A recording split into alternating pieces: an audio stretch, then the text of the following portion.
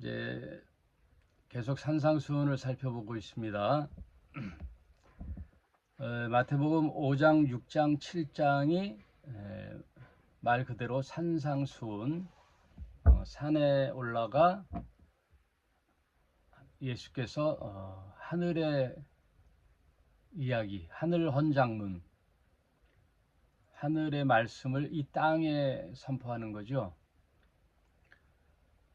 그래서 5장은 팔복과 구약 시대에 있었던 율법에 대한 새 시각.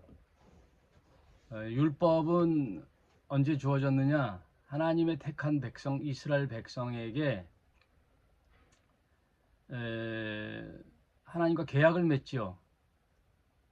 이스라엘 백성과 하나님이 계약을 맺어요. 그것을 구약이라 그래요. 그래서 구약, 약속의 말씀이죠. 계약을 맺는데 그 계약 백성들이 따라야 할 그 헌장, 법, 규약 이런 것들이 율법이에요. 율법. 그래서 이제 오랜 세월이 지나고 그 이스라엘이라는 나라의 계약을 맺은 구약 역사를 지나 신약에 와서 예수님이 직접 이 땅에 내려오셨죠. 이 땅에 오셔서 이제 역시 똑같이 계약 백성을 맺어요.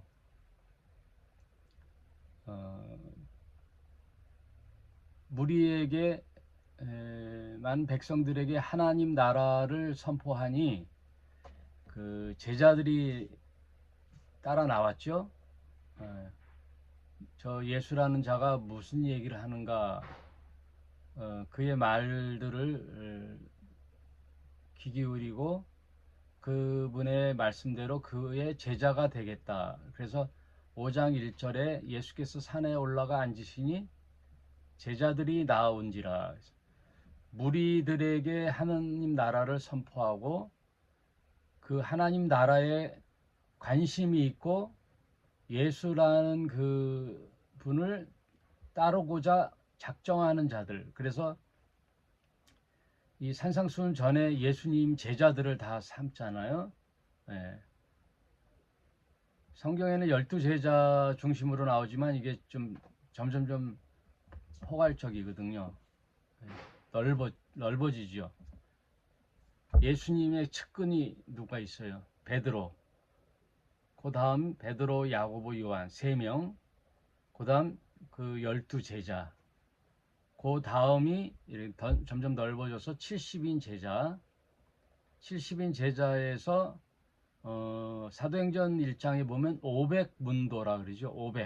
500명이 따라다니고 성경에 이름 나오는 남자 제자들 말고 또 대다수 여자들이 많이 따라다녔잖아요. 그래서 결국은 사도행전 2장에 보면은 마가의 다락방에 성령을 받은 자는 120명이죠. 120명, 12제자의 10배, 120명이 초대교회의 멤버가 돼서 기록된 게 사도행전이죠. 그래서 산상수훈 몇 첫 절에 팔복을 선언할 때 예수께서 산에 올라가 앉으시니 제자들이 나왔어요. 제자들이에요. 많은 백성과 무리들은 듣고도 여건상 못 나온 자가 있고 회피한 자가 있고 거부한 자들이 있는데 나사렛 예수라는 목수 출신이 핵에 망측한 소리를 한다. 그러나 그의 말에 뭔가 권위가 있고 그동안 우리들에게 들려줬던 서기관과 바리새인들과 같지 않은 저분만의 권위, 그런 말씀이 있어서 따른 제자들이 있죠. 한번 올라가서 들어볼까가 아니에요. 복음서에 보면은 다 삶의 생계 수단이었던 배를 버려두고 그물을 버려두고 이렇게 제자들이 된다고요. 수가성 여인은 물동이를 내려놓고, 그건 여러 가지 의미를 내포하죠. 자기가 그동안 가졌던 삶의 지표, 삶의 가치관, 가장 중요시 여겼던 것들을 뒤로 한 채 그의 말씀을 따르고자 산에 올라가는 그 제자들, 그들에게 5장에는 팔복을 선언하죠. 그거는 마치 시내산에서 모세를 통하여 하나님이 계약 백성에 지켜야 할 법을 주셨죠. 십계명과 율법을 주듯이 시내산에 이스라엘 백성이 왔으나 아직 노예 근성이 있고 바로의 애굽에서 살던 그 삶의 가치관들이 있잖아요. 그걸 다 빼는 작업을 1년을 해요. 시내산에서 율법을 주고 그 율법을 가르치는 그 지침의 디테일한 내용, 그런 것들이 신명기, 레위기, 이런 것들이 이제 레위기에 더 자세히 나와 있죠.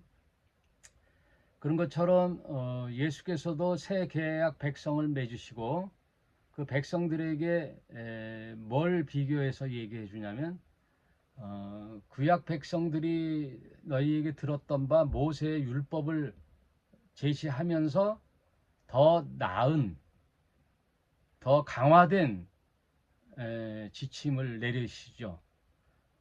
그래서 구약을 보면 행위에 대한 계약이 규범이에요. 행위 계약서, 행위 규범. 그러나 지난주까지 공부했던 그 5장의 내용을 보면, 새 계약 백성의 그 지침서 내용을 보면 행위 계약이 아니라 마음의 계약이죠. 신비의 계약, 본질적인 계약, 이제 내용, 지침. 인간의 그 본성에서 나오는, 마음에서 우러나오는, 행위는 범죄를 하지 않았어도 그 마음에 그런 이미 동기가 있다면 그것까지 지적하는 그 디테일한 내용들을 5장 후반부에 쭉 얘기하죠.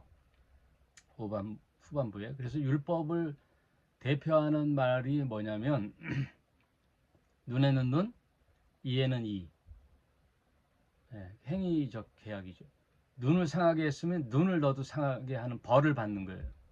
행위를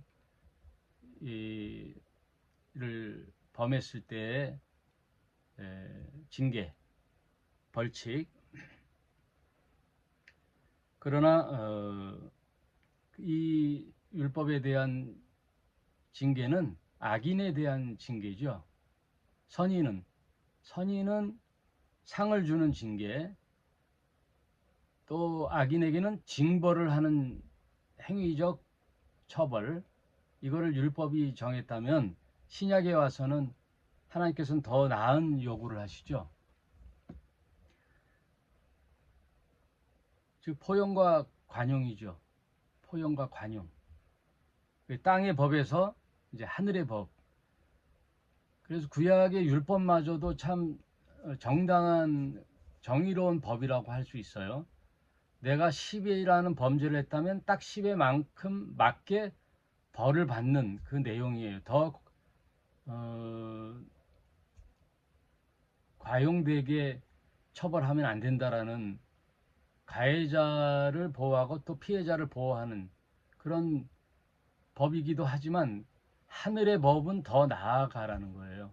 그래서 쭉 나열했던 게, 너희가 옛사람 율법에서 들은 바 너는 이러이러했으나 나는 너희에게 새로운 법을 제안한다, 그 뜻이에요. 5장 후반부가. 그래서 오리를 가고자 하면 심리를 가지고, 오리를 가자 그러면 오리까지 가주는 게 구약의 율법이에요. 왼뺨을 때렸으면 너도 왼뺨을 때려, 그만한 그 징벌. 그러나 신약에 와서 예수는 오른뺨을 돌려대라 이거죠. 네가 송사하여 속옷을 가진 자에게는 겉옷까지 주고,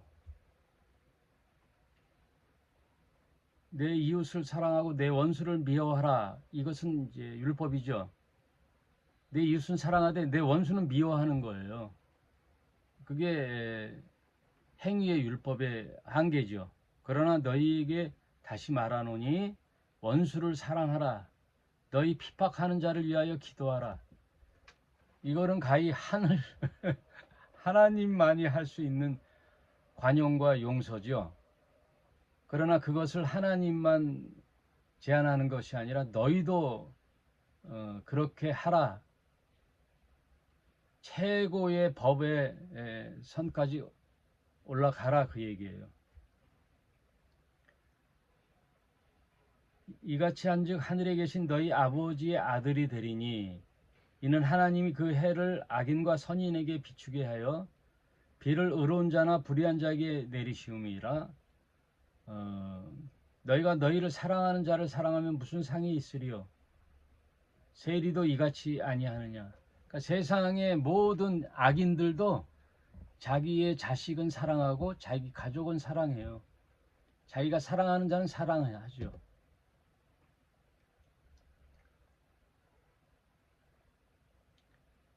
실로 예수가 제안하는 새 계약 백성의 법은 이 땅의 법을 초월하는 건데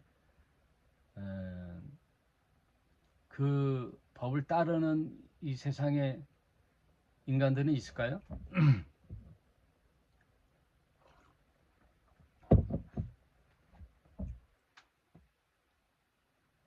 이 말씀은 이 말씀을 지킬 만한 육체는 제가 생각해는 없다, 거의 없다라고 생각돼요. 예. 뭐 원수까지 사랑하는 뭐 사랑의 원자탄에서 자기 자식을 죽인 그 원수의 자식을 양아들로 입양한 송양원 목사님, 뭐 이런 예는 있지만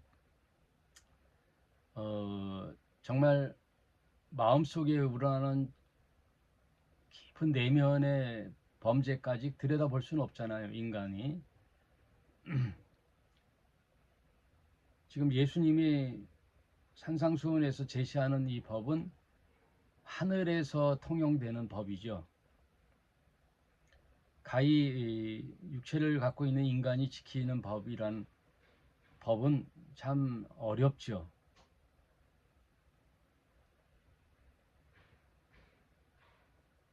그래서 하나님이 이런 마음으로 너희를 살펴보신다라는 게 아니라 5장 마지막 절이 우리를 힘들게 하죠. 5장 마지막 48절. 그러므로 결론이에요. 하늘에 계신 너희 아버지의 온전하심과 같이 너희도 온전하라는 거죠.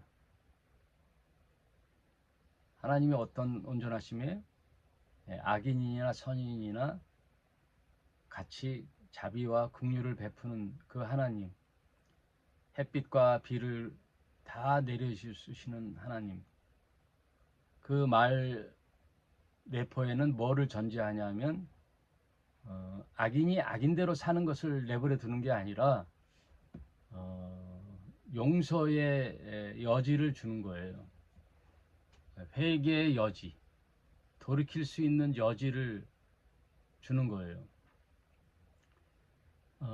이 세상 모든 사람은 크게 적게 다 범죄하면서 살죠. 각 사람의 내면에 깊이 들어가 본 적이 없잖아요. 다 겉모습만 보잖아요. 그것이 은혜죠.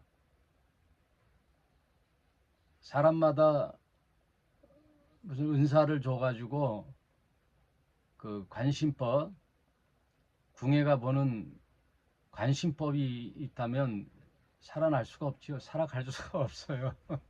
네? 상대방 마음이 읽히면 어떻게 살아갈 수 있어요? 내 아내 하루 종일 같이 한 집에서 살고 있는 내 아내의 마음을 읽는 관심법이 있다면 그것은 불행한 일이죠. 네. 내면 깊이 생각하고 있는 것까지 내가 읽는다면 그건 불행한 일이에요. 또 미래를 내가 안다면 그것도 또한 불행한 일이죠. 그래서 하나님께서는 모든 게 이제 부족해서 이 모든 법이 하나님 앞에 나오라는 뜻이에요. 예. 하나님의 은혜를 구하라는 뜻이에요. 구원받을 만한 인간의 노력은 하나도 없는 거예요. 오직 하나님께서 하시는 일이죠. 그리고 이 땅에 사는 동안에는 다 이런 범죄한 상태의 인간들에게 구할 것은 하나님의 은혜죠. 예수가 산상수훈에서 말하는 법은 하나님 나라 법이죠. 최고 최상의 윤리와 도덕의 법, 그리고 생명 존중의 법, 이 새로운 계약 백성의 법은 우리가 하나님께 나아갈 수 있는 구원의 길이죠. 그래서 5장 마지막 절까지 해서 이제 끝나고 오늘은 6장에 가는데, 이제 제가 말씀드렸던 것이 5장, 6장, 7장이 그 산상수훈이라 그랬잖아요. 근데 이제 장은 왜 나누냐면, 이제 나중에 어떤 학자가 성경을 읽기 쉽게 이렇게 장과 구절을 나눴어요. 처음부터 이 성경의 기록자가 장과 몇 장 써야 되겠다, 그게 아니에요. 그냥 쭉 나온 거예요. 그래서 성경이라는 것을 전체를 하나님이 주신 말씀으로 우리가 받아들여서 이해하는 건 좋지만, 그 안에 세부적인 내용은 우리가 좀 생각을 좀 해봐야 돼요. 오늘 6장 그 산상수훈에 대한 디테일한 면, 그리고 우리가 살아가는 일상 속에서의 그 예시, 이런 것들을 예를 들어서 설명해 주시는 예수님의 그 자상하심이 있는 거죠. 5장은 선언문이에요. 그리고 그 하늘나라 백성의 지침 선언문을 옛 율법과 비교해서 더 나은 율법, 더 나은 하나님의 법을 제시하는 선언문이죠. 옛사람과 새사람의 비교를 해주면서 모세의 율법과 예수님의 법을 비교하면서 행위의 규약에서 마음 신비의 마음으로의 더 나은 것, 구약 첫 시작을 보면은 카인의 예배와 아벨의 예배 제사가 나오잖아요. 두 가지 제사를 샘플로 두는 거예요. 성경을 어찌 보면은 하나님 백성이 살아가야 할 샘플링을 계속 반복해서 기록했다고 보면 돼요. 그래서 많은 중간 부분이 생략돼 있어요. 샘플링이에요. 샘플링. 그래서 제사의 샘플링은 카인의 제사와 아벨의 제사. 그때 얘기하는 바가 뭐냐면, 가인의 제사보다 더 나은 제사를 아벨이 드렸다라고 히브리서에서 그걸 해석해주고 있어요. 히브리서 11장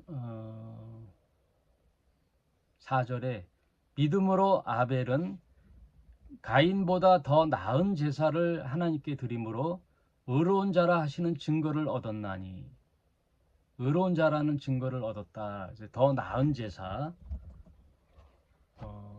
옛사람의 율법보다 더 나은 율법, 법, 하나님의 법을 예수님이 이제 이 땅에 친히 오셔서 가르쳐 주시고 계신 거예요.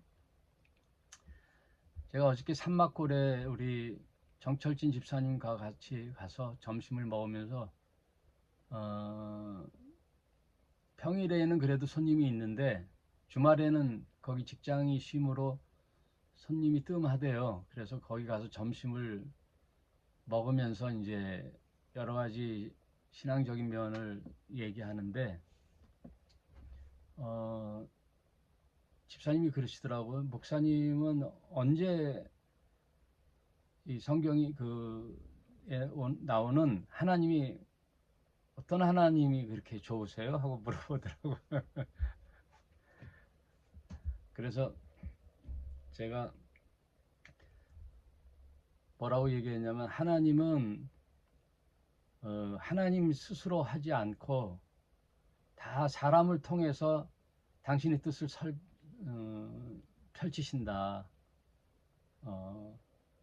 그래서 결국 우리가 사람에게 어떻게 하는 거에 따라 하나님이 그 뜻을 펼쳐 나가시는데 강압적으로 하지 않고 가스라이팅 하지 않고 우리의 의사를 여쭤보는 게 난 좋다. 그래서 요한계시록에도 보면 내가 문 밖에서 문을 두드리노니 누구든지 내 음성을 듣고 문을 열면 그게 하나님의 일하심의 원칙이에요. 문을 안 여는데 하나님이 담을 넘어간다든지 문을 부시고 들어간다든지 그러지를 않아요. 밖에서 협박을 한다든지 그러지 않고 가만히 문을 두드려요. 그래서 내가 문을 열면 내가 들어가 그와 더불어 먹고 마시리라. 그런 우리를 무례히 대하지 않고 우리의 자긍심을 세워주시면서 복음서에 보면 또 소경이나 안진뱅이가 고쳐놨을 때 뭐라 그래요? 혈루증 여인에게도 내가 너를 고친 건 아니라 내 믿음이 너를 고쳤다. 해서 우리의 자존감을 굉장히 높여주고 수가성 여인 때도 보면 굉장히 자존감을 높여주잖아요. 그런 사람의 마음을 살피시는 하나님, 가스라이팅 하지 않는 하나님, 그런 예수님이 좋다 그랬더니 그 집사님은 뭐라 그러냐면 하나님이라는 신이 인간으로 온 예수가 나는 너무 좋다. 인간으로 오신 예수님. 그래서 우리 곁에 오셔서 우리의 상황을 살피시고 우리 형편을 살피시는 그 예수님이 저는 너무 좋습니다. 그러더라고요. 그래서 아 그래요 하고 끝나면 되는데 또 이제 깊이 들어가잖아요. 예, 그 아들 예수도 보내시는 아버지가 계시다. 그래서 그 아버지는 보내시는 그 아들이 독생자요. 그 아들 예수는 이 땅에 오셔서 많은 인간을 대신하는 맏아들이 되셨다. 그게 참 재밌는 표현이잖아요. 하나님 아버지 편에서는 독생자요. 왜 딱 하나님의 뜻을 이 땅에 실현할 존재는 딱 예수님 한 분이에요. 그래서 독생자, 외아들이라 그래요. 모노게네스. 그런데 이 땅에 오신 예수님은 또 인간을 대표하는 많은 사람을 위하여 대속 제물이 되시잖아요. 그래서 그 예수님은 샘플이 되는 맏아들, 수많은 아들 중에 하나님은 이렇게 섬기는 거야 하고 그 예수님의 생애를 통하여 본보기가 되신 그 맏아들의 삶, 그걸 갖고 계시다. 그랬더니 그 집사님이 문득 이런 질문을 해요. 그럼 그 하나님이 예수님 아니에요? 그러더라고. 그 하나님이 인간으로 오신 분이 예수님 아니에요? 제가 아닌데요? 그랬더니 깜짝 놀라는 거예요. 무슨 얘기를 하냐? 성부 하나님은 따로 계시고 그 보내심을 받은 아들은 아들 성자 예수다. 그리고 그 예수와 다른 또 객체의 성령이 계시다. 그래서 삼위가 계시다. 그래서 성부 하나님 다르고 성자 하나님 다르고 성령 하나님 다르는 것이다. 그래서 그 삼위로 계시다. 그걸 아니라는 거 몰랐다는 거예요. 하늘에 계신 하나님이 스스로 이 땅에 아들 이제 예수라는 사람으로 온 게 예수님이라는 거예요. 그래서 마치 당신이 아버지이고 또 아내에겐 남편이 되고 또 자신의 부모에게는 자식이 되잖아요. 또 자식에게는 아버지가 되고 한 몸이 그렇게 이해를 하더라고요. 그래서 그건 양태론이고 설명이 맞지 않다. 하늘에는 성부 하나님이 온 세상을 우주를 초월하여 계셔서 우주를 통치하고 계시는데 그 어그러졌던 이 지구 땅 위에 문제를 해결하기 위하여 그의 아들 예수를 보내신, 그래서 인간으로 오신 분은 예수고, 그래서 겟세마네 동산에서 뭐라고 기도해요? 하늘에 계신 의로운 나의 아버지라고 상대를 부르잖아요. 부르는 거예요, 상대를. 자아 독백이 아니에요. 상대를 부르는 거예요. 아버지 하고 부른단 말이에요. 그 성부 아버지는 따로 계시는 분이에요. 그럼 예수님은 어떤 분이냐? 인간으로 오신 분이 아들 예수인데 그분 역시 신이라는 거예요. 그러니까 삼위가 따로 있지만 본질상 신의 신분이라는 거예요. 하나님과 동등한 자격, 신분, 위격을 갖고 계신 거예요. 신. 그래서 삼위 일체 하나님이라는 거예요. 그래서 이 세 분은 신의 신분으로서 서로 상호 말씀을 순종해야 하는 거예요. 아버지의 뜻을 따르는 아들, 그리고 그 아들의 뜻을 따르는 성령, 또 하나님은 모든 권한을 아들과 성령에게 주는 이 상호 보완적인, 보완이라면 안 맞고 상호 할 일은 따로 있지만 본질상 동등한 신적 위격을 갖고 계시는 분. 그래서 삼위일체를 논리적으로 뭐 지식적으로 이해시키기는 어렵지만 지금 설명한 그 영역별로의 분이 따로 위격으로 계시다. 그걸 이해하셔야 돼요. 한 분이 아들이 됐다가 성령이 됐다 그러는 게 아니라 삼위가 계시고 그분이 동등한 신적 위치를 갖고 계시다. 어렵나요? 그래서 삼위일체를 설명하려면 또 더 복잡해지는 거고, 하나님은 이 물질적 세계에서 초월해서 이 세상을 통치하시고 계획하시고 섭리하고 계시고, 지구에 이 땅에 문제가 발생되어 이 땅에 아들이신 예수님이 인간되어 오신 그분이 예수고, 그분이 다시 하늘로 올라가 하나님과 동등한 자리에 우편에 앉아 계셨다는 말은 오른쪽이 아니라 동등한 자리에 계셨다 그 말이에요. 그래서 하나님 우편에 계셨다는 것은 위격이 따로 계시다는 거예요. 성부와 성자와. 그래서 시간의 제약을 받는 이 세상에는 오고 오는 시대의 사람들에게 하나님의 뜻을 펼쳐나갈 성령이 역사하시는 거예요. 성령이 실제 하나님의 뜻을 펼쳐나가는 파워, 힘, 능력, 에너지, 이게 성령이에요. 이 세 분을 각자 따로 위격이 따로 계셔요. 그걸 일단 이해하시고